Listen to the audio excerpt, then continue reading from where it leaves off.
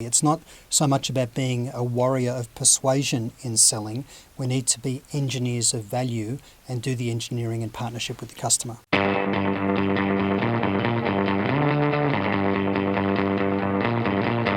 Hello, I'm with Tony Hughes again. Welcome back, Tony. Hi, John. Hey, Tony, it's early in the year of 2016. We've talked a lot about challenges through 2015 and how the B2B sales world is changing, and there's more and more challenges. What do you see as the key challenges we're going to face in the next 12 months?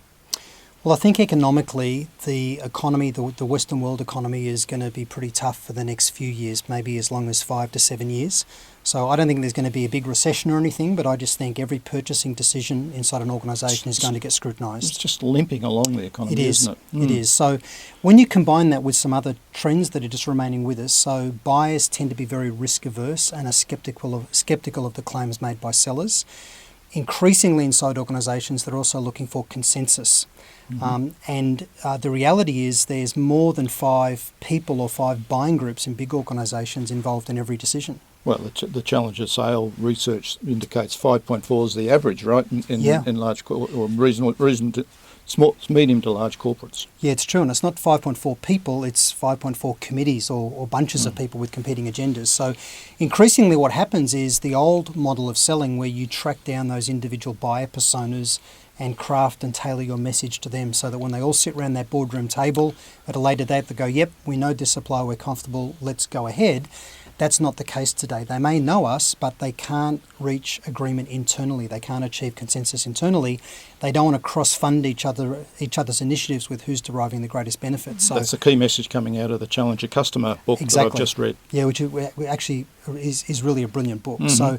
So consensus-based decision-making, distrust of ROI, all of those things are making it incredibly difficult to sell. So the thing we need to do is we need to modernise our whole approach and get focused on leading with insight and value. People have known this for ages, but we need to make it a reality for people so that they can help customers focus on outcomes and managing risk as the way of differentiating in how they sell. And from what I'm understanding, we need to get very good at helping organisations make a decision by working with them in a collaborative way and understanding how those decisions are made inside organisations. Yeah, it's dealing with the right people that are going to make it happen internally. Correct. Well, in corporate executive board challenger speak, it's look for the mobiliser, look for the change agent inside the buyer organisation, but help them build a compelling business case that can achieve consensus within the group internally. It's not so much about being a warrior of persuasion in selling.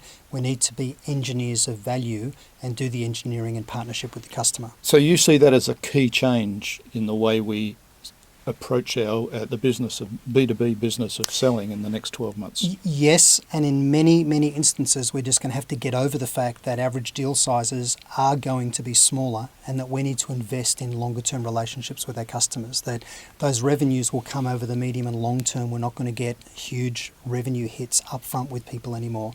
That's part of how delivery of cloud software is changing things as well. I understand that, and I think that's going to apply not just in software, but in lots of different industries. Yeah, and the last thing is we need to get good at creating customer experience that supports buyer journey. So sales and marketing need to finally come together and start to think about that. I think there'll be fewer field salespeople, but there'll be lots of different sales roles inside organisations as we make sure that we map to how the buyer is evaluating and going to market and looking. So the alliance or collaboration or whatever you call it between sales and marketing is going to become more and more critical, is what you're saying? Very much so. Okay, and around that buyer journey? Yes. Okay, good advice. It's going to be interesting for a lot of people out there to work out how they change their strategy and adapt to be able to work in that environment. Look forward to learning more from you as we all go through that process. Thanks, John.